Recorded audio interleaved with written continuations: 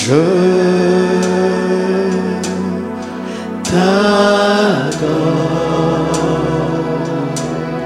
Seigneur, je t'adore,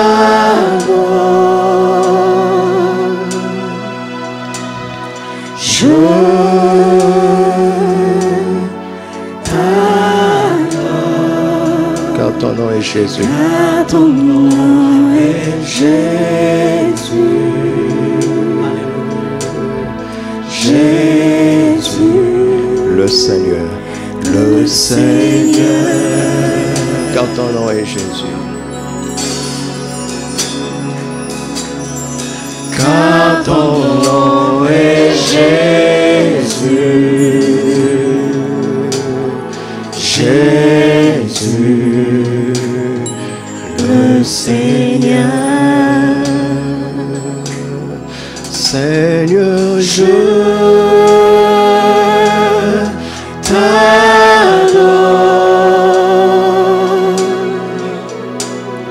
je t'adore, Seigneur, je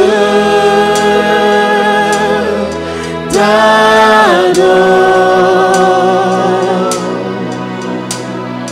je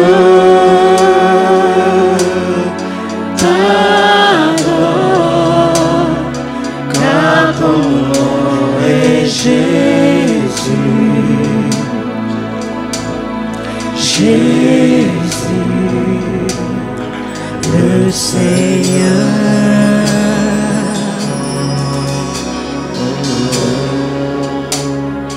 Car ton nom est Jésus. Jésus, le Seigneur. Prends conscience que tu es dans le Saint des Saints. Prends conscience de cela afin de ne pas l'écouter de loin. Le Saint des Saints, c'est ton cœur. Ton corps est ce tabernacle vivant où le Saint-Esprit habite. Ton corps représente le parvis extérieur. Ton âme représente le lieu saint.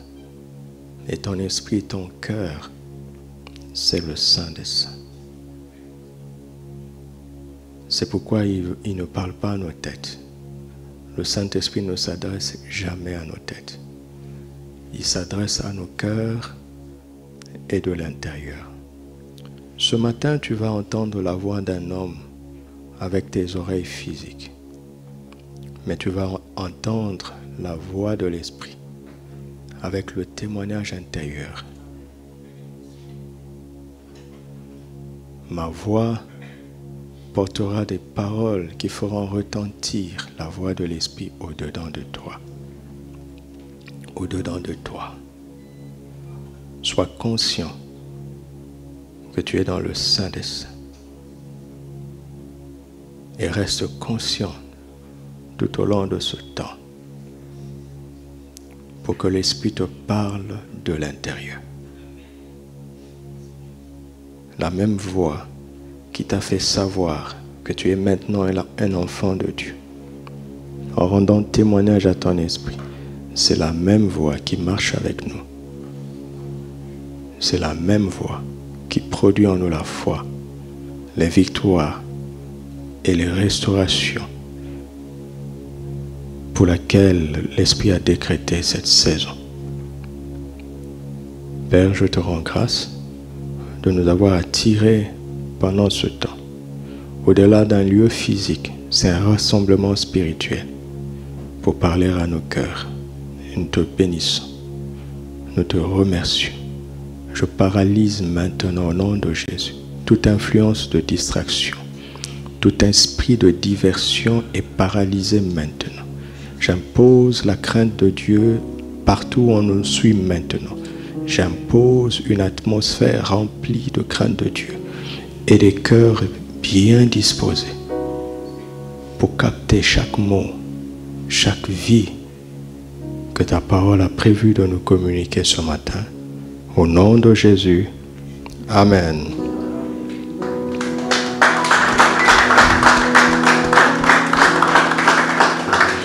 Gloire à Dieu. Alléluia. C'est le premier jour de la semaine. Au Seigneur revient toujours les premières choses. Il est l'alpha et l'oméga. Le premier jour est à lui, le dernier aussi, afin que tous les jours soient à lui. Amen. Nous sommes toujours dans le grand titre abordé le dimanche dernier qui était lequel? Les batailles pour une restauration totale. 2. Ce matin, c'est la deuxième partie. Les batailles pour une restauration totale. Je nous ai dit que Christ a remporté la victoire, n'est-ce pas? Et nous ne combattons pas pour remporter la victoire, mais pour manifester, n'est-ce pas? Pour manifester la victoire que Christ, la victoire totale que Christ a acquise pour nous à la croix. Et j'ai été béni de voir papa aborder le mercredi dernier un message extraordinaire sur la grande bataille de la croix. La grande bataille a été remportée par le Seigneur. Les petites batailles sont notre responsabilité. C'est de cela que je parle. En complément, n'est-ce pas? Qu'est-ce que nous devons faire maintenant que nous avons cru en l'œuvre achevée de Christ? Qu'est-ce que nous devons faire? Pour bien comprendre cette situation, regardons 1 Samuel 17, 50 à 54. 1 Samuel 17, 50 à 54. Ainsi, avec une fronde et une pierre, ce qui n'est pas normal, David fut plus fort que le Philistin. Il le terrassa et lui ôta la vie sans avoir d'épée à la main. Vous comprenez ça? C'est une victoire surnaturelle. N'est-ce pas? C'est une victoire inexplicable naturellement parlant. C'est une victoire qu'on ne peut attribuer à David, mais qu'on attribue au nom avec lequel David a combattu Goliath. Il courut, s'arrêta près du Philistin, se saisit de son épée, qu'il tira du fourreau, le tua et lui coupa la tête. David a tué Goliath avec sa propre arme. Amen. Comme Jésus a terrassé Satan avec la propre croix avec laquelle Satan avait voulu le tuer. Ça s'est retourné contre lui. Au nom de Jésus, toute arme que l'ennemi a forgée contre toi se retournera contre lui au nom de Jésus. Au nom de Jésus.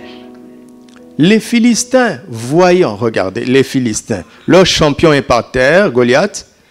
Les Philistins, voyant que leur héros était mort, prirent la fuite. Satan étant par terre, les démons doivent prendre la fuite devant toi. C'est la vie normale d'un enfant de Dieu. Amen. C'est la vie normale. Ça, les Philistins ont pris la fuite. Maintenant, verset 52. Les hommes d'Israël et de Juda poussèrent des cris et allèrent à la poursuite des Philistins. Amen. David a remporté la victoire. David a terrassé Goliath, n'est-ce pas? Maintenant, ce sont les hommes d'Israël qui ont achevé la mission. C'est exactement la même chose. Christ a tout fait. Il a tout accompli à la croix. Toi et moi, nous poussons des cris de louange, nous poussons des cris de victoire, nous poussons des cris de guerre pour aller finir le travail. Amen. Nous allons terminer ce travail au nom de Jésus. Voilà. Alors, c'est ça l'idée. C'est ça l'idée générale de l'évangile. Si Christ n'avait pas vaincu, nous n'aurions aucune victoire. Puisque Christ a vaincu, nous partons en vainqueur et pour vaincre. Parce que nous sommes en train de combattre un serpent dont la tête a déjà été écrasée. Nous sommes en train de combattre une armée qui a été dépouillée. Alléluia. C'est pourquoi le Seigneur nous dit, Je vous ai donné le pouvoir de marcher sur les scorpions et les serpents et sur toute la puissance de l'ennemi. Rien ne pourra vous nuire. Je vous ai donné l'autorité. C'est de cela dont il est question. Tu vois un démon s'agiter quelque part, ordonne-lui de partir. Sur la base de l'œuvre achevée de Christ. Amen. Nous avons cette autorité au nom de Jésus. Nous avons cette autorité. Il s'agit donc pour nous de combattre le bon combat de la foi.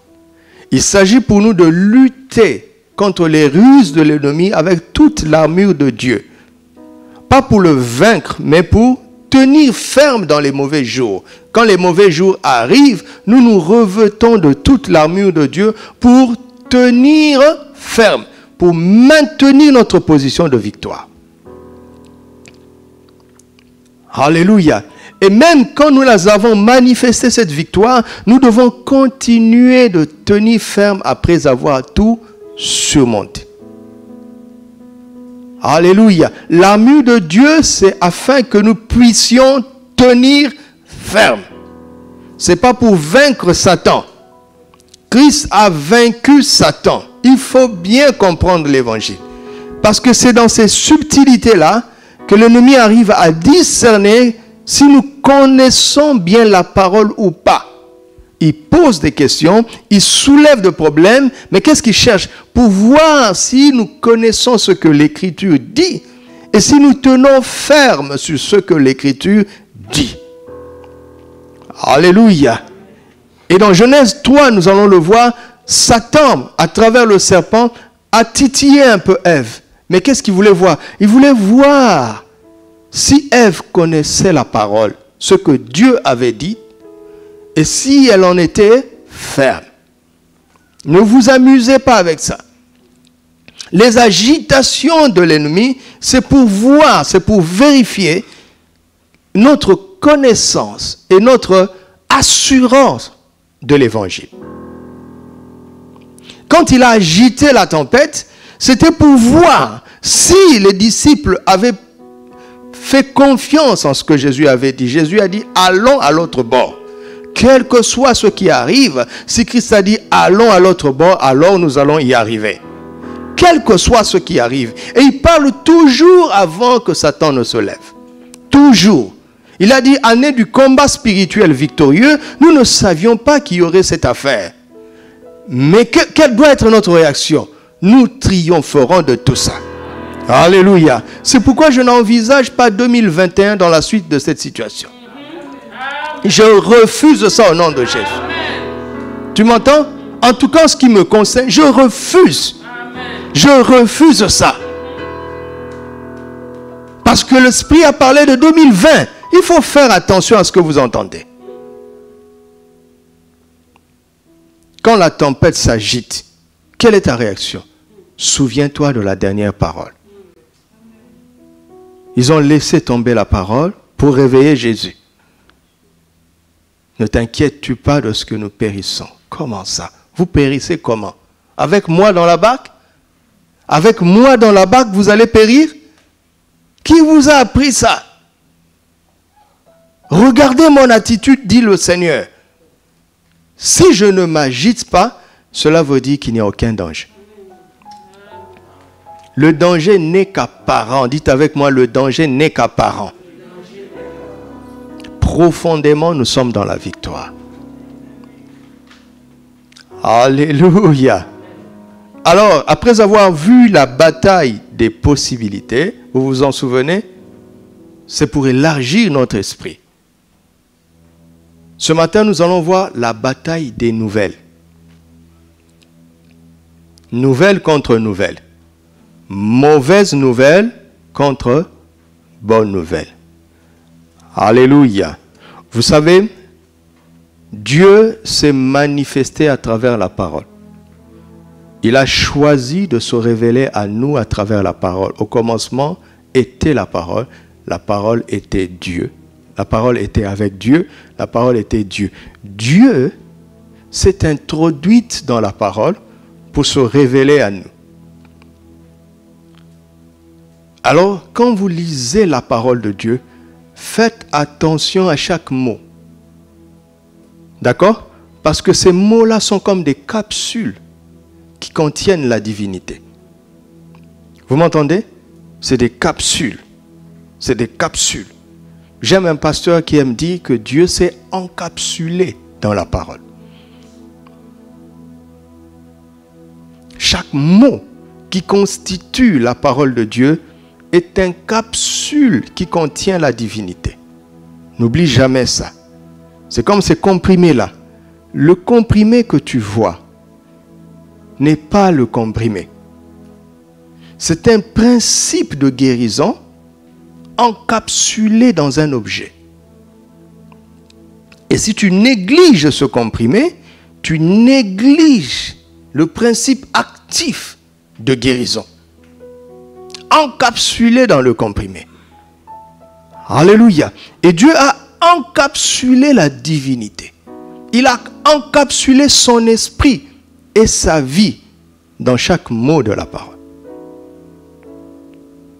Dans une simplicité étonnante.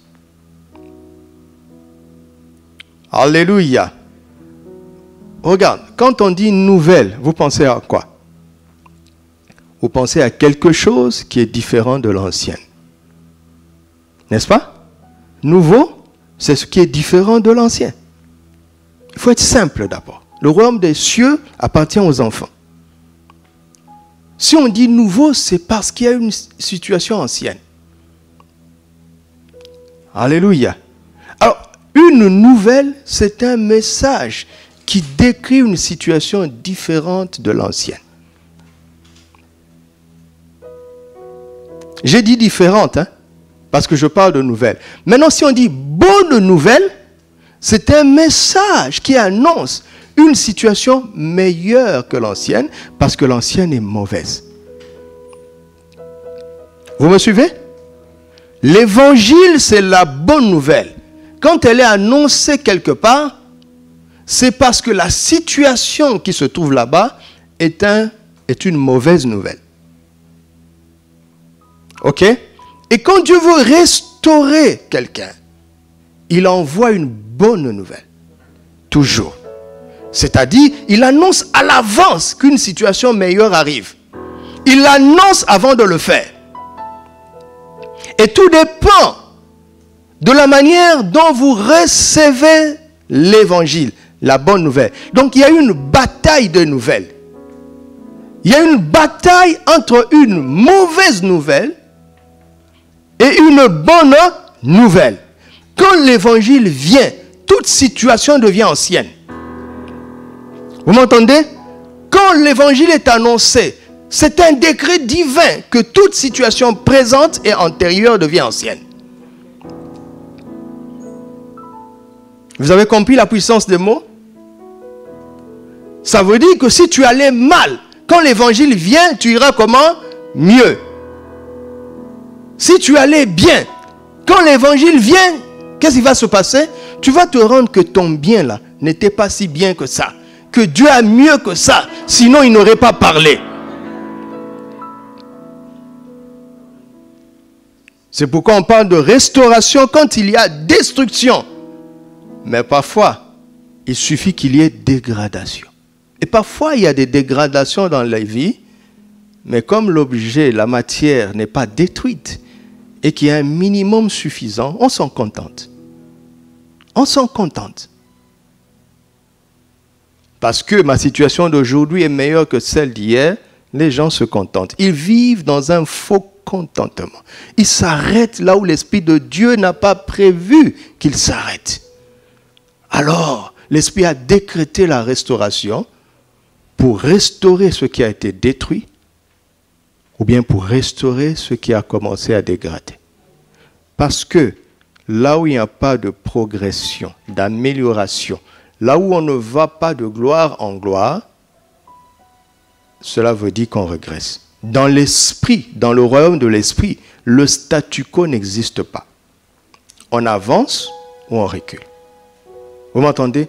Impossible de faire du surplace dans le règne de l'esprit. Jésus a dit, celui qui n'amasse pas avec moi, disperse. Il dit, il n'y a pas, avec Christ, on ne peut pas être neutre.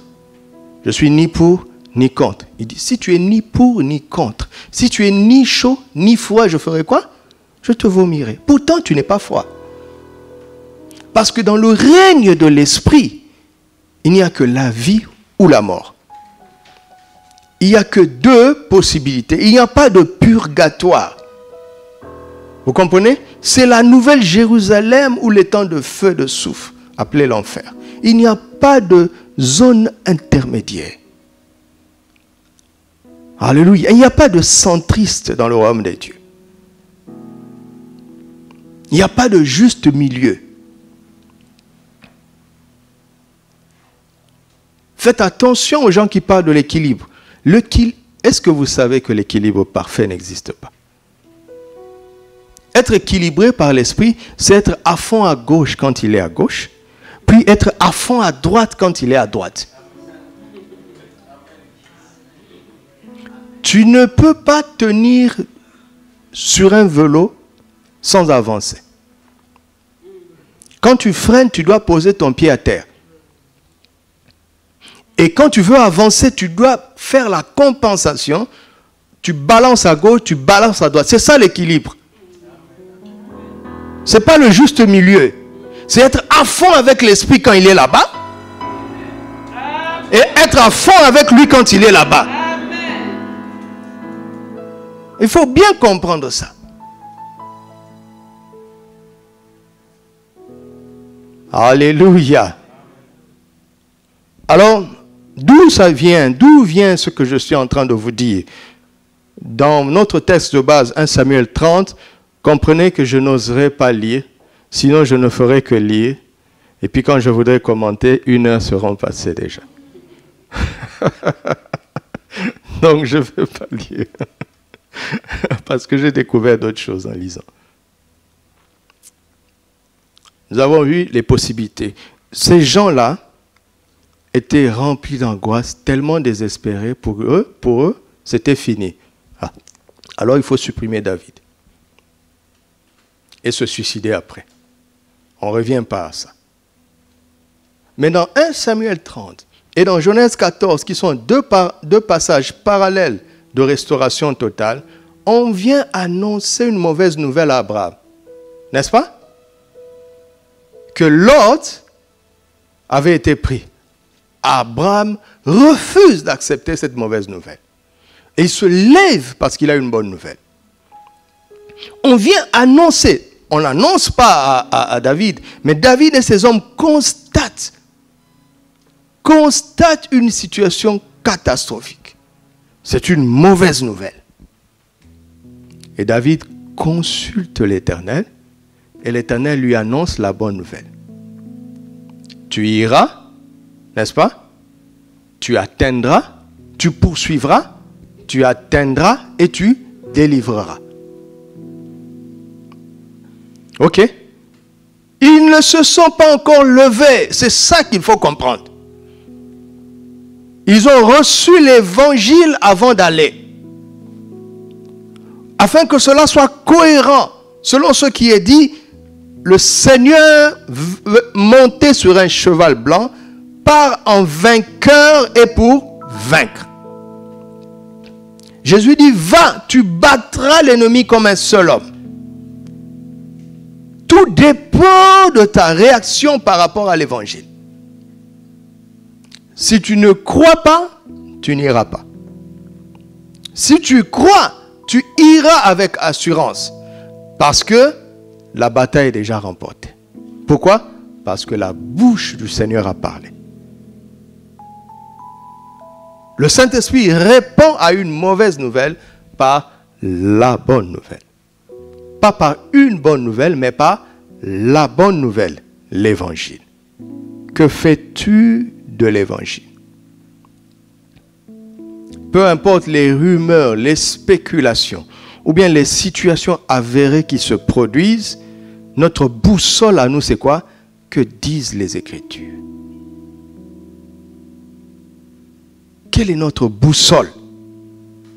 Qui a le dernier mot? Où se trouve la vérité? Dans la bouche du Père. Amen. Donc c'est une bataille des nouvelles. la mauvaise nouvelle contre l'évangile. C'est notre choix. C'est notre choix, notre positionnement qui va déclencher le processus de la restauration totale.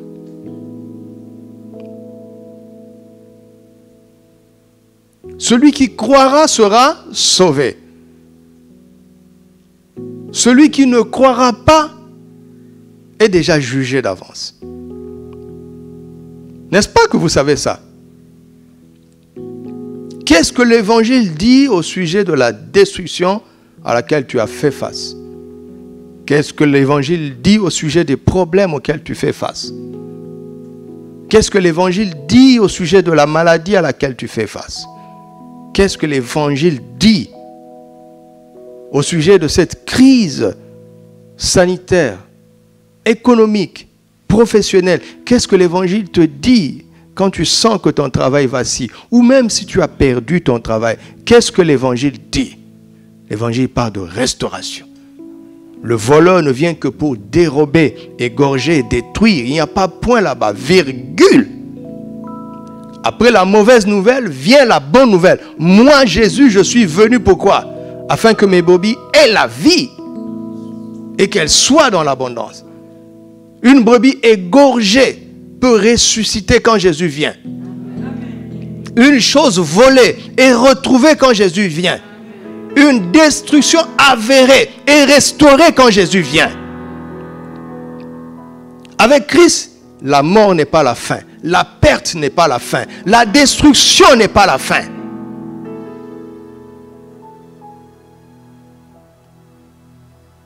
Je le crois tout bêtement, juste parce que c'est écrit.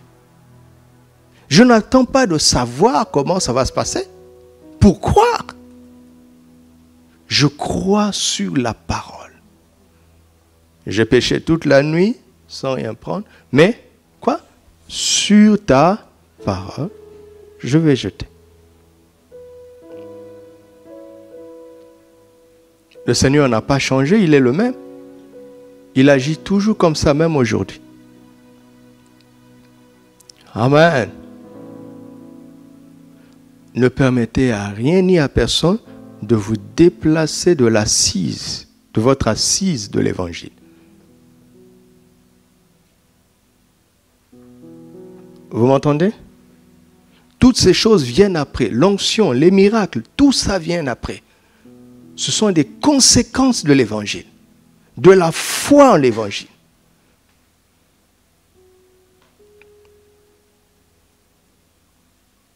Dieu n'est pas un homme pour mentir, n'est-ce pas? Amen. Vous savez, quand vous avez souffert d'une situation qui a duré trop longtemps, vous avez peur quand on vous dit que c'est fini. Vous avez envie de dire au prophète, ne me trompe pas. Ça vous est déjà arrivé? Ah oui. Ah oui. Vous avez envie de lui dire, ne me donne pas un faux espoir.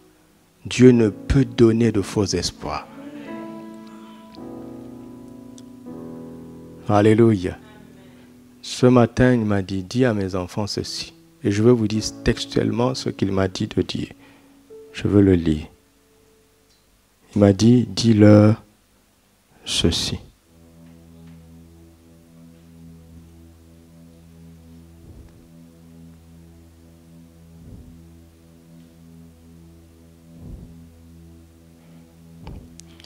La dernière nouvelle que tu entendras sera la bonne. Tu m'entends? Le Saint-Esprit nous dit ceci. La dernière nouvelle que tu entendras sera la bonne. À partir de maintenant, apprends à faire ceci. Toute nouvelle que tu reçois qui n'est pas bonne, ne la considère pas comme étant la dernière. Tu m'entends? Est-ce que tu acceptes ça? La dernière nouvelle que j'entendrai sera la bonne.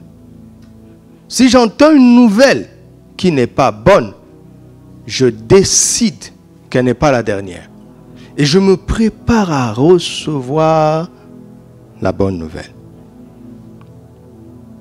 Amen. Quand on vous annonce une mauvaise nouvelle, ne la recevez pas. Écoutez-la, mais ne la recevez pas. Vous entendez? Vous comprenez la nuance? Mais quand on vous annonce la bonne nouvelle, recevez-la.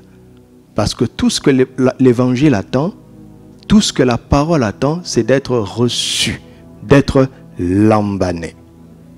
Elle attend qu'on s'en approprie. Qu'on fasse d'elle notre possession, notre bien le plus précieux. Si on vous annonce une mauvaise nouvelle, même si elle est avérée, ne la recevez pas. Écoutez-la, mais ne la recevez pas, ne la lambanez pas. Ne trimballez pas votre vie avec cette mauvaise nouvelle. Et dites-vous que ce n'est pas la dernière chose que je vais entendre. Mon Rédempteur est vivant et il se lèvera le dernier. Alléluia. Et il veut que nous vivions ainsi jusqu'au jour de l'enlèvement.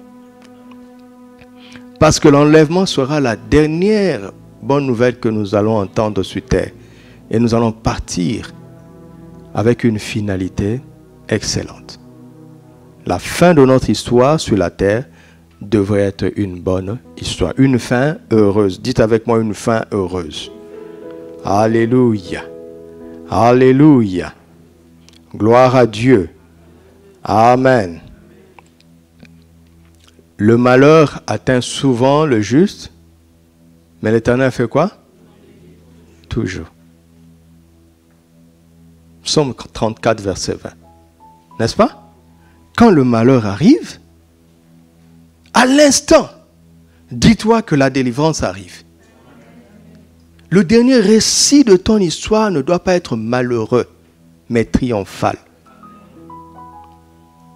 Alléluia! Quelqu'un reçoit ça? Toujours est supérieur à souvent. Le malheur atteint souvent. Mais l'Éternel la délivre toujours. 7 fois le juste tombe, mais il se relève. La fin de ton histoire, c'est d'être debout. Pas par terre. La fin de ton histoire, ce n'est pas le malheur, mais la délivrance. Dieu avait pourtant parlé, n'est-ce pas? C'est clair. La fin d'une chose vaut mieux que son commencement. Regardez ce passage qui est beau. 1 Roi chapitre 20, verset 11. Pour ceux qui aiment combattre. 1 Roi chapitre 20, verset 11, en lu second, et puis on va lire en Sommeur, dans la version du Sommeur. Le roi d'Israël répondit à une intimidation de l'ennemi. Il répondit, quelle est ta réponse quand tu es intimidé? Que celui qui revêt une armure ne se glorifie pas comme celui qui la dépose. Que celui qui revêt une armure ne se glorifie pas comme celui qui la dépose. Qu'est-ce que ça veut dire, Sommeur? Que celui qui part au combat ne se vante pas comme celui qui... Parce que ceux qui meurent au combat meurent avec l'arme à la main. Ils n'ont pas le temps de la déposer. Ce sont les vainqueurs qui viennent ranger leur armure. La fin d'une bataille vaut mieux que son commencement. Mais le Saint-Esprit nous annonce la fin avant le commencement. Toujours. Toujours. C'est clair? Est-ce que c'est clair? Je veux que tu gardes ça à l'esprit. La restauration est notre histoire finale.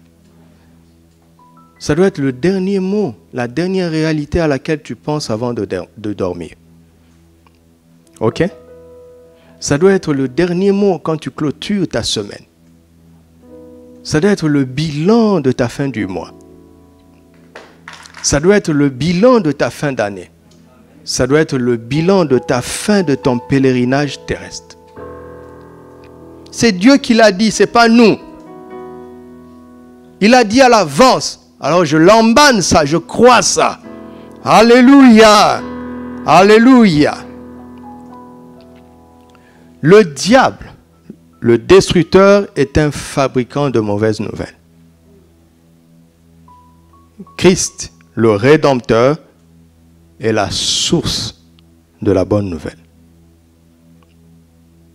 Quand Christ ouvre la bouche pour parler, c'est pour annoncer la bonne nouvelle.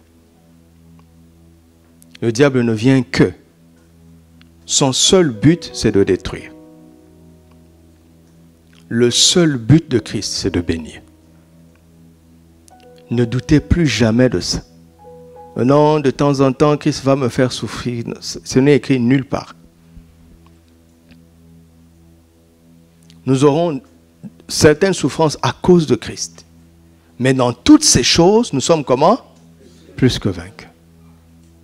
Ce n'est pas Christ qui provoque ces choses, mais dans toutes ces choses, nous sommes plus que vainqueurs. Alléluia! Alléluia! Vous savez,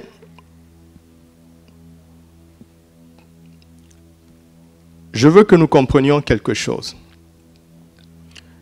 Souvent, l'ennemi raconte un bon commencement. Il fait miroiter un bon commencement sans dire la fin de l'histoire. Mais écoutez le Seigneur. Le Seigneur parle toujours de la fin. Vous aurez des tribulations dans le monde. Prenez courage, car j'ai vaincu le monde. Faites attention au diable. Vous allez voir que quand le diable infuse ses pensées, il ne parle jamais de la fin. Il cache la fin. Et pour tromper les gens, il fait miroiter un bon commencement. Mais ce n'est pas le commencement qui compte. Quel que soit le chemin que vous voulez prendre, la proposition qu'on vous fait, poussez cette proposition jusqu'au bout. Poussez ce chemin jusqu'au bout pour discerner à quoi cela aboutit. Le diable ne raconte jamais la fin des histoires qu'il propose. Vous entendez? Mais parfois il fait miroiter un commencement intéressant. Mais vous savez très bien avec moi qu'on peut bien commencer et mal terminer.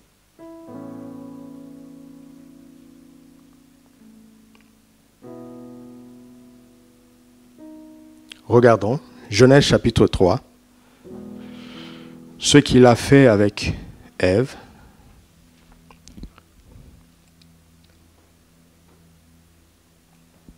Verset 4.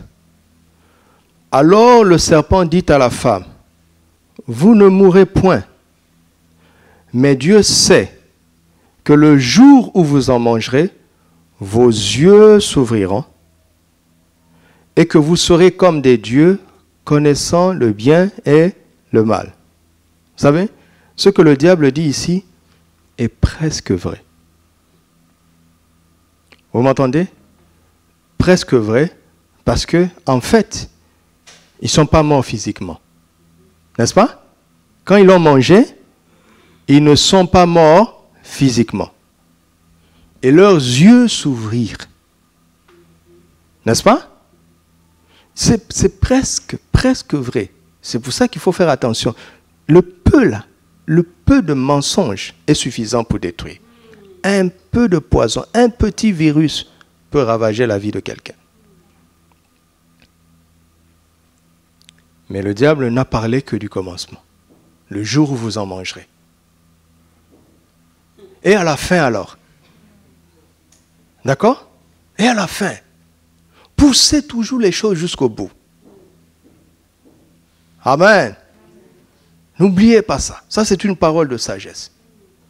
Quel que soit le chemin que vous voulez prendre, s'il est apparemment pavé d'or, posez-vous la question. Ça emmène jusqu'où?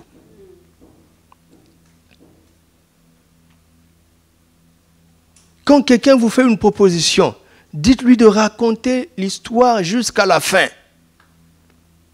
Parce que le diable cache la fin. Il fait miroiter un commencement, un début intéressant. Mais Dieu nous raconte la fin.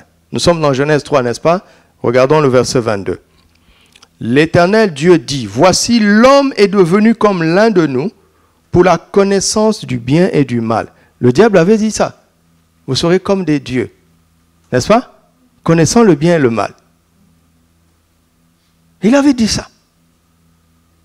Empêchons-le, c'est Dieu qui poursuit, hein, empêchons-le maintenant d'avancer sa main et de prendre l'arbre de vie, d'en manger et de vivre éternellement. Et l'Éternel Dieu le chassa du jardin d'Éden pour qu'il cultivât la terre d'où il avait été pris. Ils ne sont pas morts physiquement, le diable avait dit ça. Mais la fin de l'histoire, c'est qu'ils ont été chassés de cet endroit merveilleux. Le diable savait ça. Vous entendez? Le diable savait ça parce que lui-même, il a été chassé dans l'équivalent de l'Éden céleste. C'est dans la Bible. Il était en Éden lui aussi. Il connaît la fin. Je vous assure, ce n'est pas qu'il suppose. Il sait exactement comment, quand on commence comme ça, comment ça va finir. Il sait exactement. Mais il va faire miroiter les apparents avantages du commencement. Dites-lui de vous raconter la fin de toute l'histoire. Amen. Fort heureusement que Dieu, notre Père, est bon. D'accord? Et il n'est jamais surpris par rien parce qu'il est omniscient. Il prévoit toujours l'évangile. Écoutez-moi, n'oubliez jamais ça. Vous ne pouvez pas être dans une situation sans que l'évangile ne soit absent. L'évangile est la clé qui va vous permettre de déclencher la restauration. Si vous croyez. Il dit aucune tentation qui ne vous est survenue qui ne sera inhumaine. Mais avec la tentation, Dieu préparera toujours le moyen d'en sortir. C'est-à-dire qu'en pleine tentation, il y a l'évangile, la porte de sortie. En pleine détresse, il y a l'évangile, la victoire finale. En pleine maladie, il y a l'évangile, la guérison. En pleine mort, il y a l'évangile, l'espérance de la résurrection. Quand nos parents s'en vont parce qu'ils ont atteint l'âge pour quitter la terre,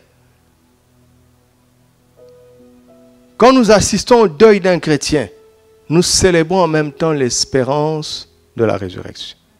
Vous comprenez? Il dit ne pleurez pas comme les païens qui n'ont pas d'espérance. 1 Thessaloniciens 4, de 13 à 18. Vous comprenez? Un enfant de Dieu ne peut pas se trouver dans une situation où il va être finalement désespéré. Est-ce que vous croyez ça? Ouvrez votre cœur, même dans ce deuil, il y a l'évangile. Même dans cette perte, il y a l'évangile.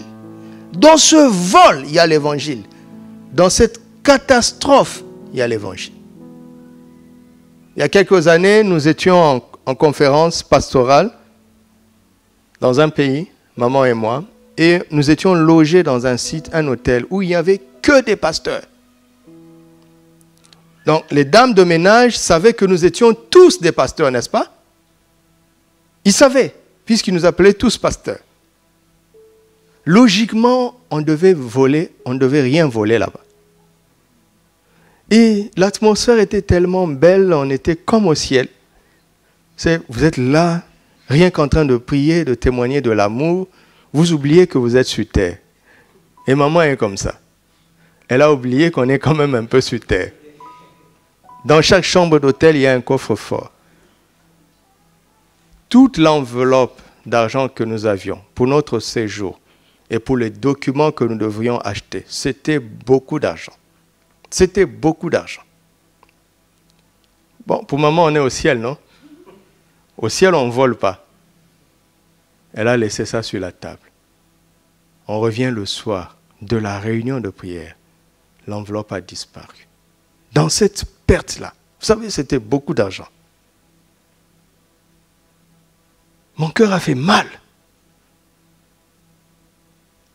Et puis quand je me suis calmé le soir, maman était en train de regretter, elle dit c'est ma faute. J'ai dit non, oublie ça.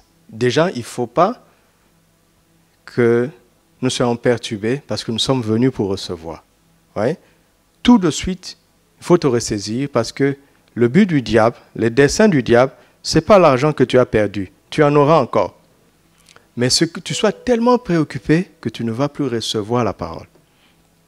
Donc on a balayé ça. Ce n'est pas grave. De toute façon, tout était pourvu, on était logé et nourri. Et le transport était assuré. Mais la nuit, quand je réfléchissais, une prière est montée sur ma bouche. Et j'ai dit, Seigneur, cette personne sait que nous sommes tes serviteurs. Si elle a osé voler, c'est qu'elle est vraiment dans la détresse.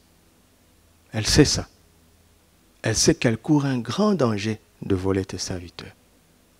Alors, fais que cet argent lui serve.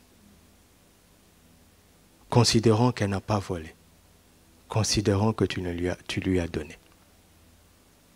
Vous entendez? Et je sais que cet argent lui a servi. Mais comme d'habitude, à la fin, je dis, mais Seigneur, fais qu'elle ne quitte pas la terre sans recevoir Jésus. Si tu dois me rendre ce qu'on m'a volé, rends-la moi comme une âme sauvée. Vous comprenez? Et je vous assure qu'au ciel, vous la verrez avec nous. Le Saint-Esprit va exaucer ma prière. Il va faire quelque chose. Je pense qu'il a déjà fait. Et quand nous sommes revenus, nous avions 10 heures d'escale à Dubaï. 10 heures d'escale sans un rond. Vous ne pouvez rien acheter. Vous savez, les hommes, ils sont méchants. C'est-à-dire que l'aéroport est magnifique, mais si tu veux, les endroits, c'est fait tel que les endroits où tu peux te reposer, ce sont des restaurants où tu vas acheter. Donc c'est une manière indirecte de te dire, si tu n'achètes pas, on ne s'occupe pas de toi. 10 heures debout, sans pouvoir acheter une bouteille d'eau. Sans pouvoir mettre quelque chose sous la table. Maman qui n'aime pas manger dans l'avion, quand on a pris le vol, tout le temps me disait, quand est-ce qu'on sert à manger? Je dis, c'est bien fait pour toi. Elle ne mange jamais dans les avions, je dis, c'est bien fait pour toi. Et quand je marchais là, dans l'aéroport, là, je priais en langue. Je disais, Seigneur, ça là, ça doit engendrer une âme sauvée. Vous comprenez? Donc, cette souffrance a produit une victoire. Il y a tout, quel que soit ce que vous traversiez, il y a l'évangile. Amen. Ouvrez votre oreille pour écouter. Parce que si vous ne saisissez pas l'évangile, je ne sais pas comment vous allez faire pour déclencher la restauration. Regardez dans cette scène, Dieu annonce l'évangile. Verset 15. Dans Genèse 3, toujours, hein? Dieu annonce l'évangile. Je mettrai une inimitié entre toi et la femme, entre ta postérité et sa postérité. Celle-ci t'écrasera la tête et tu lui blesseras le talon. Dans cette scène-là, il y a l'évangile.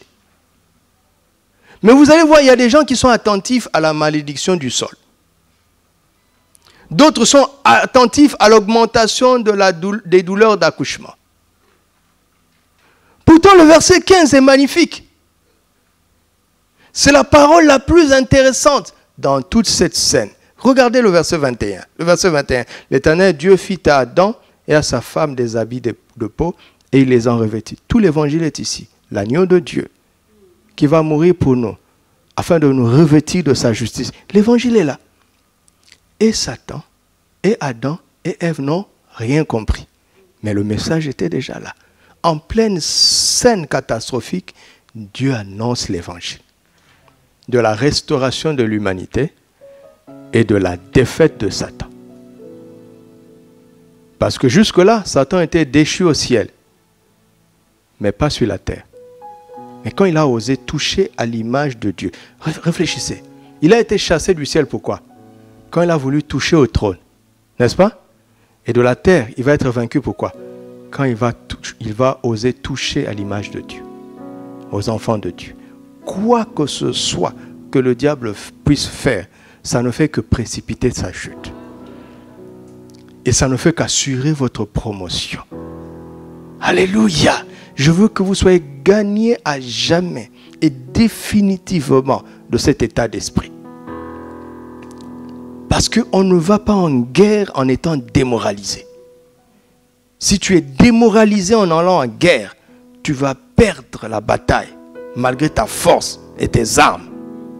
Nous nous levons dans cette bataille et nous partons vainqueurs et pour vaincre. Alléluia! Parce que nous connaissons l'évangile. Amen. Alléluia. Alléluia. J'étais en train de parler dernièrement avec une dame qui était venue me voir. Je ne donnerai pas tous les détails. Mais mon premier point, c'était de savoir si elle est née de nouveau. Et elle m'a dit qu'elle était née de nouveau. J'ai rendu grâce à Dieu. Mais elle a reconnu aussi qu'elle s'était un peu égarée dans sa foi. Elle n'avait pas vécu comme le Seigneur voulait qu'elle vive. Alors, je suis là pour l'aider. Je lui ai posé la question. Madame, pourquoi vous ne voulez pas aller loin avec le Seigneur? À l'instant, une voix d'homme m'a répondu, dans le corps d'une femme. Pourquoi veux-tu qu'elle aille loin? Je suis assis tranquille, je la regarde. Je lui dis, parce qu'elle a dit que Jésus est son Seigneur. Je parle comme ça, comme je vous parle. Et donc, tu n'as pas le droit d'être dans ce corps. Sors. Et c'est fini. Et elle est guérie. Un jour, elle témoignera ici, vous la verrez. Quand l'ennemi a réagi, je me suis souvenu de sa confession en amont. Et je me suis servi de ça pour mettre un terme à cette affaire. Mais si tu te laisses accabler par le scénario, si tu te laisses accabler par la scène, si tu te laisses accabler par la peine, et que tu vas prier, quelle prière tu es en train de faire? Parce que tout ce que nous demanderons avec foi, par la prière, nous le recevrons. Toi, tu as mis la foi de côté et tu vas prier. Tu vas recevoir quoi? Dis-moi, tu vas recevoir quoi? Avant d'ouvrir la bouche pour prier, tu racles bien ta gorge. Tu te souviens de l'œuvre achevée de Christ. Et tu te lèves en vainqueur pour vaincre.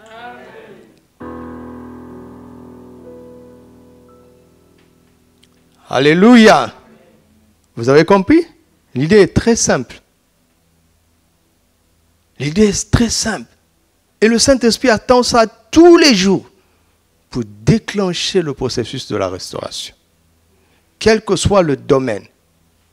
Aujourd'hui, soir, prends un temps calme, réfléchis.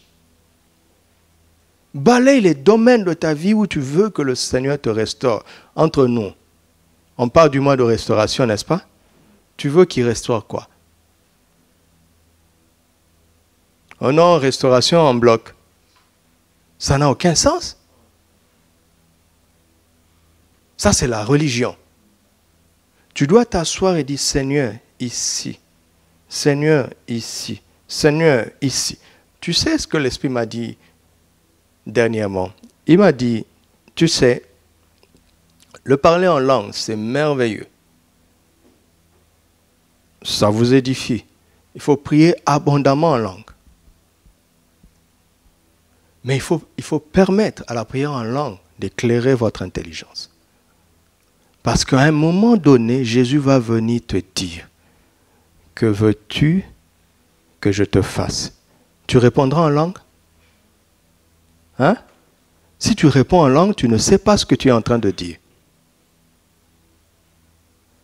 Il dit, si je me tiens devant toi et que je te dis, que veux-tu que je te fasse? Si tu me réponds en langue, ça s'appelle de l'incrédulité. Ce que tu n'es pas sûr que si tu me présentes ça, je vais le faire. prier toujours en langue pour aboutir à une connaissance précise. Amen. Mois de restauration, oui, mais pour restaurer quoi? Pour restaurer quoi? Église. Qu'est-ce que l'Esprit doit restaurer durant ce mois? Frères, sœurs, qu'est-ce que le Seigneur doit restaurer dans ta vie? Qu'est-ce que le Seigneur doit restaurer dans la nation? La pandémie?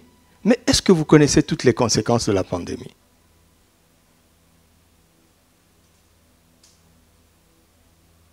Quand il n'y aura plus de maladies et qu'on n'aura plus besoin de masques et qu'on pourra sortir, s'embrasser comme on veut, il y a des gens qui resteront à la maison parce qu'ils n'ont plus de travail.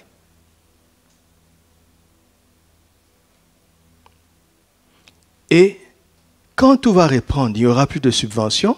Les quelques subventions qui sont là vont s'arrêter. Donc nous devons être des gens qui voient loin, qui comprennent toutes les implications de ce qui se passe. Alléluia. Mercredi, je veux vous parler de la bataille des desseins. Vous vous rendez compte que derrière tout ça, c'est l'Église qui est ciblée? N'est-ce pas? Il y a des églises qui sont en train de mourir par manque de dîmes et d'offrandes. Est-ce que vous savez ça? Vous savez qu'on continue de payer tout ça? Satan a voulu étouffer, asphyxier les églises. Quand nous aurons le temps, la possibilité de reprendre, il y a des églises qui pourront ne pas reprendre parce qu'ils auront perdu leurs locaux. Parce qu'ils n'ont pas payé. Le propriétaire a attendu, a été patient 1 mois, 3 mois. Après, il dit, ah mon cher, vraiment c'est dur pour tout le monde.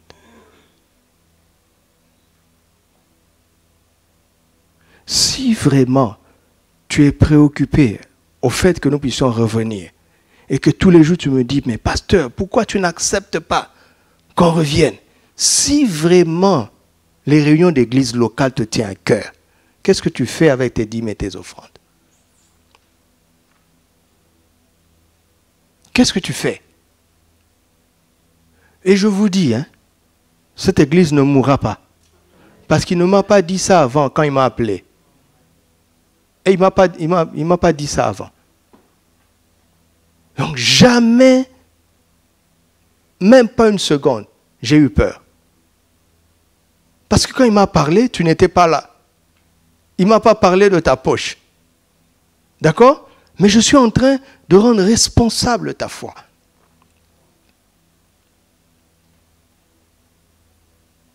Si on doit réunir 40, 50 personnes, vous êtes 500. Ça veut dire que tu viendras 10 dimanches plus tard. Est-ce que tu sais ça? Si tu es dans la liste de ce dimanche, il faut compter 10 dimanches plus tard. Ça fait combien de mois? Les églises de 50 personnes n'ont pas de problème. Nous sommes un grand troupeau. Vous devez le savoir. C'est cette seule raison-là.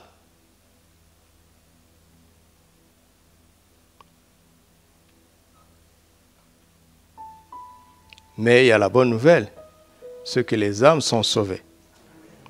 Samedi, j'étais heureux hier. Une sœur est venue me saluer chaleureusement. Elle ne m'a jamais rencontré, j'ai compris, puisqu'elle ne me voit plus qu'à la télé maintenant. Elle m'a dit, pasteur, c'est mon premier jour de service. Ça veut dire quoi? Elle a fait l'intégration pendant le confinement. Waouh! J'ai dit donc, on avance malgré tout. Et quand elle est sortie, j'ai dit, Satan, tu as entendu? Tu as entendu? Les gens naissent de nouveau. Les gens sont baptisés. Les gens sont affermis. Les gens sont guéris. Vous savez ça?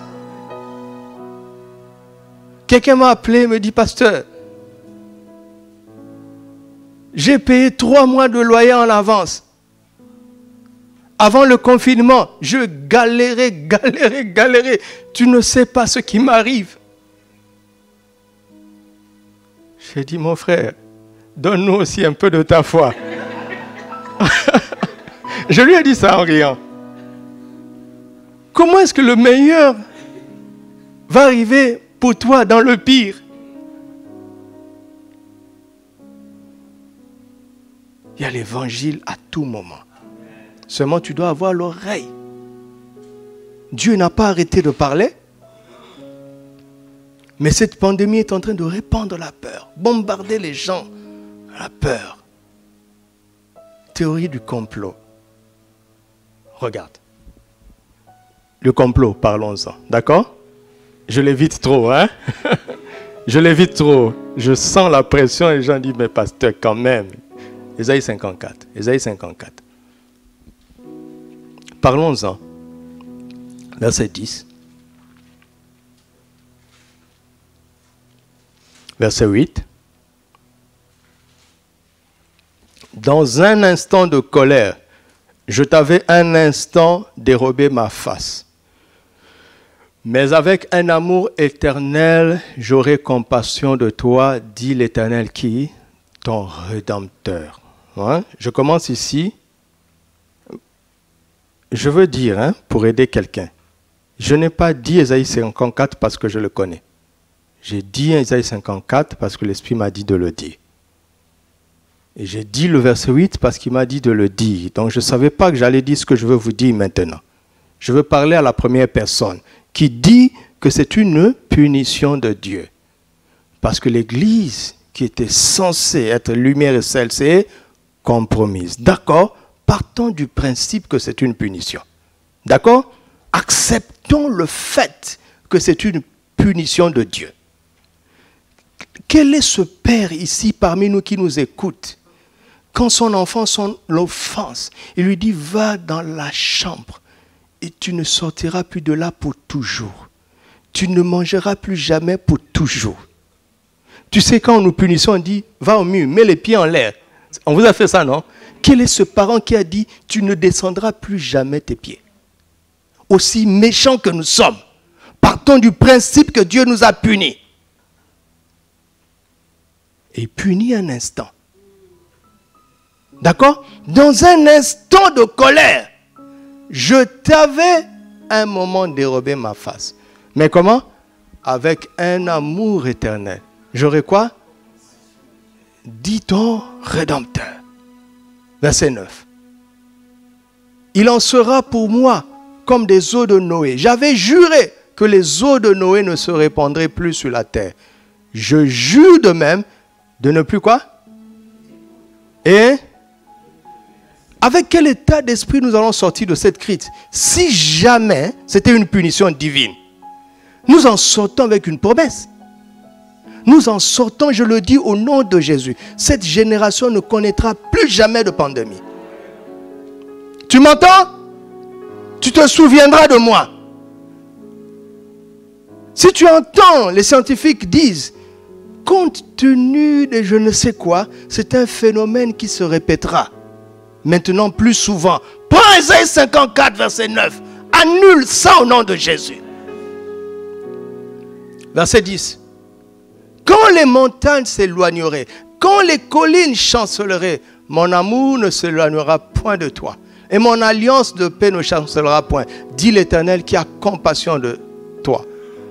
Malheureuse, battue de la tempête que nul ne console, voici je garnirai tes pierres d'antimoine et je te donnerai des fondements de saphir. Je ferai des créneaux ainsi de suite. Verset 13. Tous tes fils seront appelés disciples de l'Éternel et grande sera la postérité de tes... Tu entends ça? Et quelqu'un dit quoi? Amen. Tu seras affermi par la justice. Bannis l'inquiétude. Vous comprenez? Supprimez ça de votre vie. Supprimez ça de votre quotidien. Car tu n'as rien à craindre. Bannis la frayeur, car elle ne s'approchera pas de toi. Voilà, les complotistes. Votre verset est là maintenant. Vous êtes servis. Si l'on forme des complots, cela... Ah oui, il dit, voilà, pasteur. Et justement, c'est les Illuminati. Tais-toi. Écoute, continue. Quiconque se liguera contre toi fera quoi? Alors pourquoi tu as peur? Admettons que ce soit un complot. Le but, c'est quoi? C'est que ces gens-là se révèlent afin de tomber sous ton pouvoir. C'est ça le but de Dieu.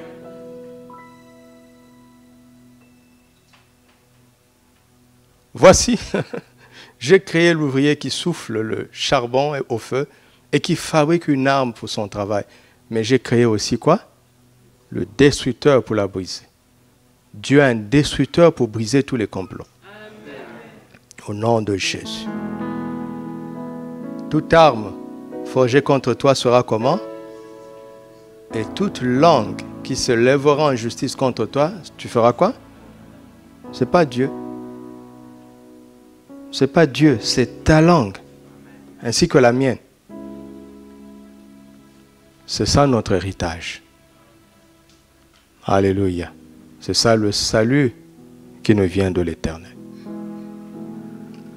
L'Évangile. Amen. Quel que soit ce qui vous arrive, cherchez à entendre l'Évangile. Il y a toujours une bonne nouvelle dans des récits catastrophiques. Enfant, j'ai été très asthmatique. J'avais des problèmes respiratoires aigus, chroniques. Et j'étais un habitué des soins intensifs. Et quand j'ai reçu Jésus, la maladie est partie. Alors qu'on disait que je vivrais avec ça toute la vie. J'étais guéri instantanément de ces problèmes respiratoires. Et des années plus tard, je prêchais l'évangile, j'ai rendu témoignage de cette guérison. Je vais vous dire comment ça fonctionne. Parce qu'il faut comprendre parfois comment les dons spirituels opèrent. J'étais en train de prêcher et je m'essoufflais. Je prêche, je m'essouffle. J'avais 19 ans. Donc il ne faut pas me dire c'est le poids de l'âge. Non, non, non. Et par l'esprit, l'esprit m'a dit rends témoignage des problèmes respiratoires. Je n'avais pas encore compris que je ressentais un problème de quelqu'un. Je n'avais pas compris ça. Mais en rendant témoignage, quand j'ai fini de rendre témoignage, je ne m'essoufflais plus. Donc j'ai compris. Quand on prêche, vous devez savoir qu'on écoute beaucoup de choses en même temps. On écoute Dieu, on écoute le diable qui veut vous tromper, on écoute vos pensées contradictoires, on écoute les pensées des gens qui acceptent, qui sont apaisés. On écoute tout en même temps. Et en même temps, on écoute notre message qu'on avait construit. Et parfois l'esprit te dit, va à gauche, mais Seigneur, ce que j'avais écrit, c'était intéressant. Tu luttes en même temps. C'est une gymnastique spirituelle extraordinaire. Alors quand j'ai rendu témoignage, j'ai compris qu'il y avait quelqu'un dans la salle qui était concerné. Mais le Seigneur ne m'a pas dit de dire quoi que ce soit. 3 jours après, voici la personne qui se présente chez nous, chez mes parents. J'habitais encore chez mes parents. Il ne faut pas dire chez moi, c'est chez tes parents. Alors elle vient, elle était fâchée. Dit, quand tu as prêché le jeudi, j'étais content. Et quand tu as dit que s'il a fait avec moi, il le fera aussi avec toi. J'ai rendu grâce. J'ai saisi la parole. Et 2 jours plus tard, elle a fait une crise. Vous comprenez? Quand vous avez entendu la parole et que vous l'avez acceptée, Satan va vous attaquer. Pourquoi? Parce que Dieu veut que vous répondiez avec ce que vous avez. Dieu laisse faire. Pour que vous répondiez parce que vous avez quelque chose. Il ne peut pas vous attaquer si vous n'avez pas déjà l'arme à l'avance. Mais elle n'a pas compris ça. Elle a fait une nuit difficile. Donc elle est allée au service le plus spécialisé de Kinshasa. Voir le professeur, c'est-à-dire le numéro 1. Quand tu l'as vu, il n'y a pas un autre médecin au-dessus de lui. Vous comprenez? Ce n'est pas un médecin, c'est un professeur. Et comme son père avait des relations, ils l'ont emmené là-bas. Le professeur a ausculté et quand on a regardé le taux d'oxygène qu'il y avait dans ses poumons, il s'est exclamé, « Ma fille, tu es venue comment ?» Il dit, « Non, j'ai pris un transport en commun. » Parce que papa était au travail. Il dit, tu as supporté le transport en commun dans la chaleur de Kinshasa et tu es arrivé ici. Il dit, ma fille, tes jours sont comptés. Quand tu sors d'ici, prends un taxi express. Va tout droit à la maison. J'appellerai ton père. Tu ne feras plus jamais de travaux ménagers. Parce que tu peux tomber du jour au lendemain. Sois le plus souvent allongé. Prends un taxi express. Mais tu ne m'as pas donné l'argent. Non, il n'avait pas de choix que de reprendre le transport en commun. Et comme on habitait le même quartier, au lieu d'aller chez elle, elle est directement venue chez moi pour m'accuser d'avoir dit ça. Écoutez, ce n'est pas nous qui avons la puissance. Qu'aucun homme de Dieu ne te trompe. C'est l'évangile qui est la puissance de Dieu. Si tu n'as pas compris ça, il y a des choses que tu ne diras pas avec audace. C'est le Saint-Esprit qui guérit. Nous ne sommes que de bouche pour proclamer. Tu comprends? Donc s'il n'a pas fait, ce n'est pas moi que tu vas attaquer, mais il le fera. Alléluia.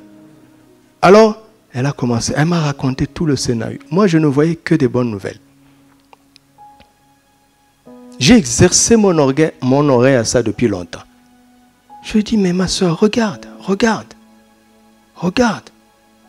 Le médecin avoue lui-même déjà qu'il est dépassé. Le médecin avoue déjà que tu es un miracle. Aller-retour dans le transport en commun. Tu es en vie.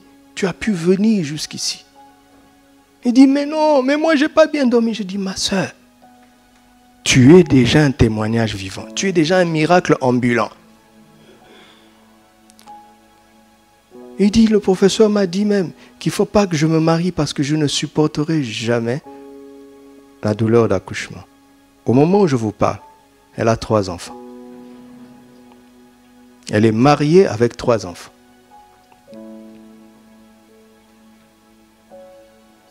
Est-ce que le professeur là est encore en vie? Je ne suis pas sûr. Il y a l'évangile, quel que soit ce que tu entends.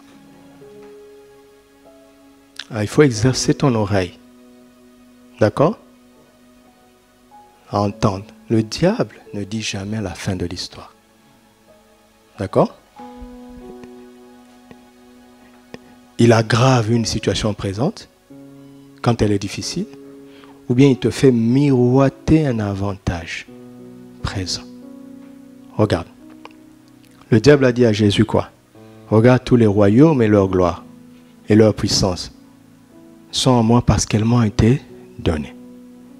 Je le donne à qui je veux si tu te prosternes et m'adores. Il a dit le début. Mais qu'est-ce qui va arriver après? Il ne te dit pas.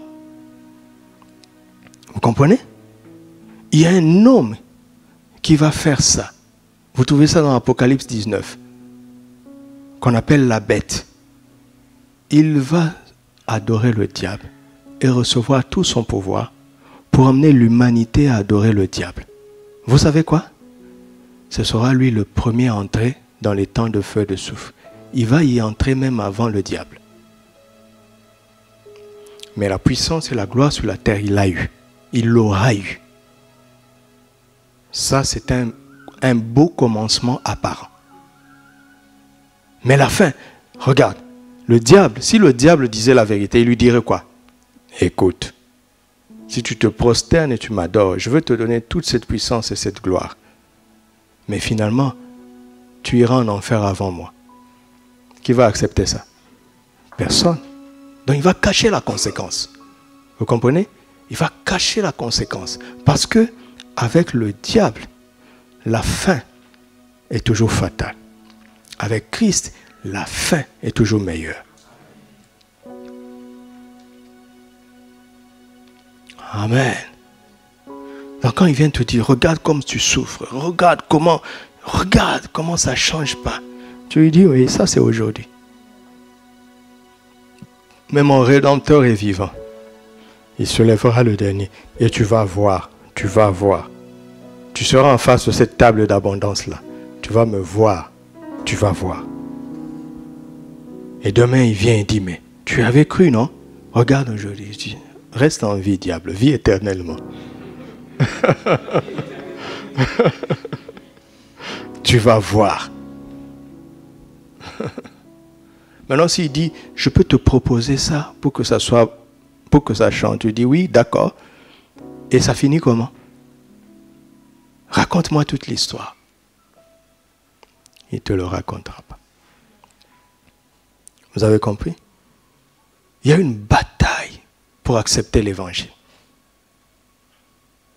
Tu as accepté Jésus pour le salut.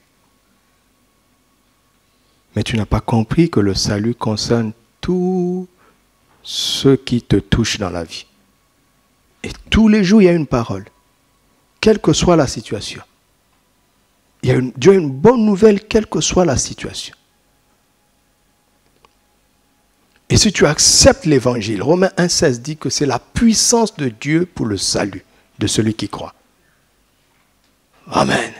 Et le premier but de l'onction sur Jésus, c'est d'annoncer la bonne nouvelle. À qui? Aux pauvres. Lesquels? Peu importe la pauvreté. Vous m'entendez?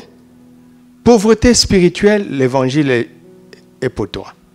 Pauvreté intellectuelle, pauvreté émotionnelle, pauvreté scolaire, pauvreté professionnelle, pauvreté financière, pauvreté dans la santé, pauvreté familiale, pauvreté relationnelle, pauvreté nationale, quelle que soit la pauvreté, Jésus a été oint. Et il oint encore des hommes et des femmes aujourd'hui. Pour faire quoi? Pour annoncer simplement l'évangile. Parce que ceux qui vont croire en l'évangile vont bénéficier de la puissance bénissante du Saint-Esprit. La puissance restauratrice du Saint-Esprit est contenue dans l'évangile. Et elle se manifeste pour ceux qui croient. Comment croiront-ils s'il n'y a personne qui n'annonce? Selon qu'il est écrit, la foi vient de ce qu'on entend. Et ce qu'on entend vient de la parole de Christ. Alléluia! Les gens ont besoin d'entendre l'évangile. Tous les jours, on entend de mauvaises nouvelles. Semez l'évangile dans vos maisons. Semez l'évangile dans vos relations. Semez l'évangile dans vos situations familiales. Annoncez l'évangile. Rappelez-vous à vous-même l'évangile. Car c'est ça qui va libérer la puissance de restauration. Tu m'entends? L'évangile. Elle est à côté de toi. La parole est venue à toi ce matin, n'est-ce pas? Pour que tu l'acceptes, pour que tu la crois et pour que tu la confesses. Et le Saint-Esprit sera au bout de ta confession pour déclencher la puissance de restauration. Au nom de Jésus. Amen. Tu as entendu la voix du Seigneur? C'est ce qu'il m'a envoyé te dire. La dernière nouvelle que tu vas entendre sera la bonne. Toute nouvelle que tu entends maintenant qui te peine n'est pas la dernière. Mets toujours une virgule. Ne mets pas de point. La dernière nouvelle que tu vas entendre sera la bonne. Au nom de Jésus. Amen. Rendons grâce à Dieu. Rendons-lui grâce. Rendons grâce à Dieu pour l'évangile. Alléluia. Nous te rendons grâce, ô Père. Nous te rendons grâce pour l'évangile, la bonne nouvelle du royaume des cieux. Cette bonne nouvelle qui vient de celui qui ne peut mentir. Cette bonne nouvelle qui est sortie de ta bouche. Toi qui ne peux mentir. Toi qui ne dis que la vérité. Alors si tu nous annonces une bonne nouvelle, nous devrions déjà nous réjouir. Parce que ta parole est la vérité. Elle a la puissance pour établir ce que tu dis. Elle a la puissance pour amener à l'existence, pour emmener à la manifestation ce que tu as dit. Ce que ta bouche a dit, ta main l'accomplit. Ce que ta bouche a dit, ta main l'accomplit. Ce que ta bouche a dit, ta main l'accomplit. Ce que ta bouche a dit, ta main l'accomplit. Ce que ta bouche a dit, ta main l'accomplit. Ce que ta bouche a dit, ta main l'accomplit. Ce que ta bouche a dit, ta main l'accomplit. Ce que ta bouche a dit, ta main l'accomplit. Ce que ta bouche a dit, ta main l'accomplit. Ce que ta bouche a dit, ta main l'accomplit. Dites avec moi, ô Père, je dis Amen à l'évangile que j'ai entendu ce matin. Je dis Amen, Amen, Amen. Car tu n'es pas un homme pour mentir. Tu ne peux pas nous tromper. Tu as le pouvoir, la capacité d'amener à la manifestation tout ce que tu dis. Alors je crois. Je choisis de croire. Aiguise mon oreille. Exerce mon entendement à entendre l'évangile en toutes circonstances. Exerce mon entendement à entendre l'évangile en toutes circonstances, à voir Jésus agir plus que les réactions du diable, à voir les actions de l'esprit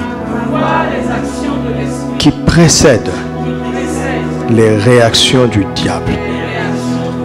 Je crois et je déclare que la dernière nouvelle que je vais entendre sera la bonne. Le vol n'est pas mon sort final. La mort n'est pas mon sort final. La destruction n'est pas mon sort final. Au nom de Jésus, je déclare que mon sort final, chaque jour, tous les soirs, c'est l'appréciation divine, la restauration divine, la vie en Christ et l'abondance. Tous les soirs avant de fermer l'œil pour dormir, je dormirai avec cet état d'esprit que mon sort final, c'est la vie en abondance. Chaque matin quand je me réveille, je proclame l'évangile. Je me lève en vainqueur. Et pour vaincre, à la fin de chaque semaine, il en sera ainsi. À la fin de ce mois, il en sera ainsi. Afin que il soit ainsi tous les jours, toutes les semaines, tous les mois, toutes les années de ma vie, jusqu'à ton retour. Au nom de Jésus. La dernière nouvelle que je vais entendre, la dernière nouvelle que je vais toujours entendre, sera la bonne. La dernière nouvelle que je veux donner sera la bonne. Au nom de Jésus, rends grâce à Dieu, rends grâce à Dieu. Rends grâce à Dieu, alléluia. Rends grâce à Dieu, rends grâce à Dieu. Rends grâce à Dieu de tout ton cœur. Rends grâce à Dieu. Remplissez votre maison de l'évangile. Remplissez votre maison de l'évangile. Remplissez votre maison de l'évangile. Remplissez vos activités de l'évangile. Remplissez vos vies de l'évangile. Remplissez vos pensées de l'évangile. Remplissez vos cœurs de l'évangile. Remplissez vos bouches de l'évangile. De l'évangile. Au nom de Jésus, dites avec moi, Père, aujourd'hui, je reçois l'onction et l'autorité pour avoir le dernier mot. Où que je sois, accorde-moi cette grâce, cette onction et cette autorité pour avoir le dernier mot, afin de conclure chaque conversation, chaque réflexion, chaque débat par la bonne nouvelle. Donne-moi une telle autorité que lorsque je parle, que le diable n'ait plus rien à dire, que les démons n'aient plus rien à dire, que les hommes ne sachent pas me contredire. Je reçois aujourd'hui ce que tu as donné à Étienne. En effet, il est dit ceci. On ne pouvait pas résister à l'esprit avec lequel il parlait. Ce matin, je reçois les paroles qui viennent du Saint-Esprit. Des paroles autoritaires. Des paroles irrésistibles. Des paroles de sagesse qui mettent fin au débat. En effet, lorsque Joseph a pris la parole, Pharaon lui-même a parlé en dernier pour célébrer l'esprit de sagesse qui a été manifesté dans sa vie. Ce matin, je reçois la grâce de parler de telle sorte que les plus grands, les décideurs, viennent conclure en célébrant la manifestation de l'esprit de sagesse et des paroles de sagesse qui sortent de ma bouche. Je reçois cela. C'est une réalité. Au nom de Jésus, je reçois cela. C'est une réalité. Au nom de Jésus, je reçois cela. C'est une réalité. Au nom de Jésus. Restez calme maintenant. Car j'ai dit ce que l'Esprit m'a dit de dire. Et en répétant ce que j'ai dit, vous avez aussi dit ce que l'Esprit nous a donné de dire. Maintenant, réalisez, quand Dieu a parlé sous l'onction du Saint-Esprit,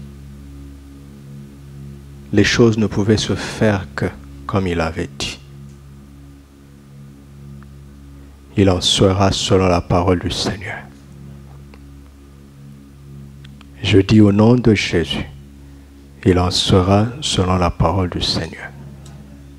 Alors, je veux prévenir certains.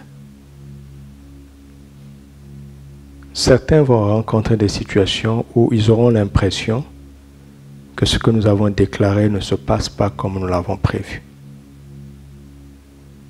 Tu vas te retrouver dans une situation où quand tu vas parler avec foi, avec confiance, tu vas croire que tu auras le dernier mot. Mais quelqu'un va réagir avec agressivité.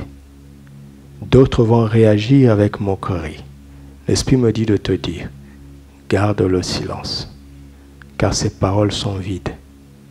Elles ne comptent pas. Le but de l'ennemi, c'est que tu ajoutes autre chose. Écoutez ce que Jésus a dit. Que ton oui soit oui, que ton non soit non. Ce qu'on ajoute vient du diable. Quand tu te retrouveras dans cette situation et qu'il y aura des réactions agressives, des réactions de moquerie, garde le silence. Reste tranquille, car ce sont des paroles vaines. Elles ne comptent pas. Tu as eu l'autorité, la grâce et l'onction d'avoir le dernier mot. D'avoir le dernier mot. Mais fais-en bon usage. Fais-en bon usage. Ne joue pas avec cela. Fais-en bon usage. Au nom de Jésus. Seigneur, au nom de Jésus maintenant, Je déchire ce verdict médical qui est fatal. Je le déchire maintenant dans le nom de Jésus.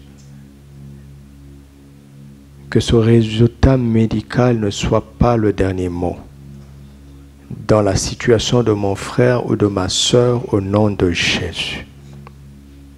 Au nom de Jésus. Écoute-moi. Tu as perdu du travail. Dieu me dit de te dire, c'est le dernier mot de cette entreprise.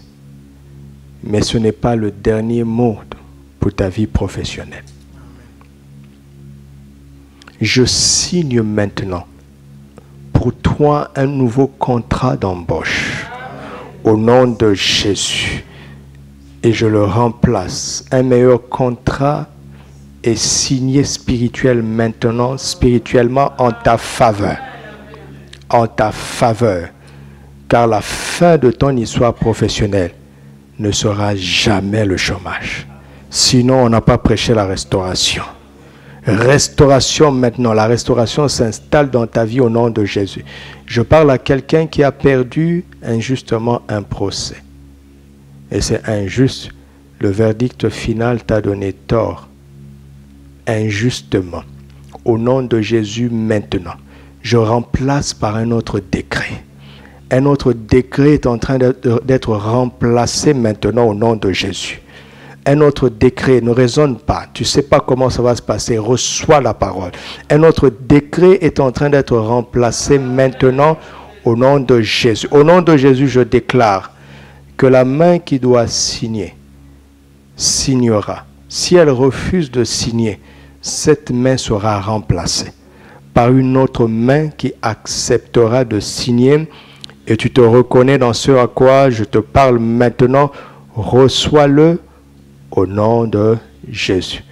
Il y a des gens ici qui ont reçu des propositions alléchantes. L'ennemi t'a fait miroiter un joli commencement. Tu sais au fond de toi qu'il y a un piège derrière. Tu le sais depuis le début. Tu le sais depuis le début. Tu le sais depuis le début. Alors ne résiste pas. Ne résiste pas. J'ai des bien meilleures choses pour toi, mon enfant. J'ai des bien meilleures choses pour toi.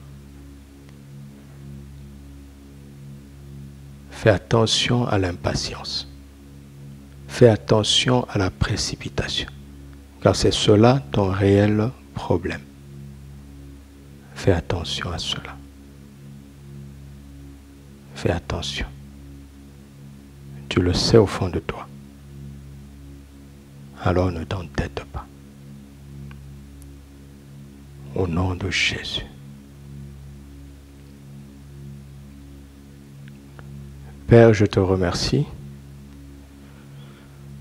et je te rends grâce. Et je te rends grâce.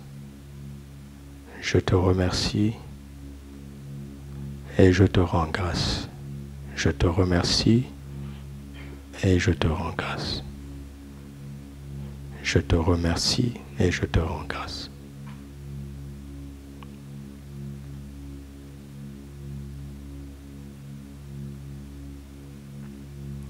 N'acceptez pas ce qui se produit différemment de ce que je vous avais dit, de ce que je vous avais annoncé à l'avance.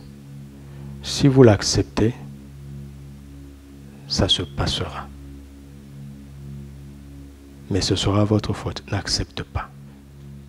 Tout ce que je t'ai montré à l'avance se produira tel que je te l'ai dit. Toute situation contraire doit être rejetée. N'accepte pas ce que je n'ai pas dit. Tu entends? Ne l'accepte pas. Parce que si tu l'acceptes, ça va malheureusement se produire. N'accepte pas. N'accepte pas. Je ne te parle pas d'agir ou de faire quoi que ce soit. Je parle dans ton cœur. N'accepte pas dans ton cœur tout ce qui est contraire à ce que je t'avais annoncé d'avance. ne l'accepte pas. Refuse-le calmement dans ton cœur. Refuse-le calmement dans ton lieu secret. Et laisse-moi faire le reste. Mais n'accepte pas. N'accepte pas. Il en sera exactement comme je vous l'ai dit. Il en sera exactement comme je te l'ai montré. Alors n'accepte pas. Seigneur, je te remercie pour l'œuvre de l'Évangile en chacun d'entre nous. Ta puissance est libérée et nous l'avons reçue. Et nous attendons certainement des témoignages parce que tu ne parles pas en vain. À toi tout l'honneur et toute la gloire au nom de Jésus. Amen. Gloire à Dieu.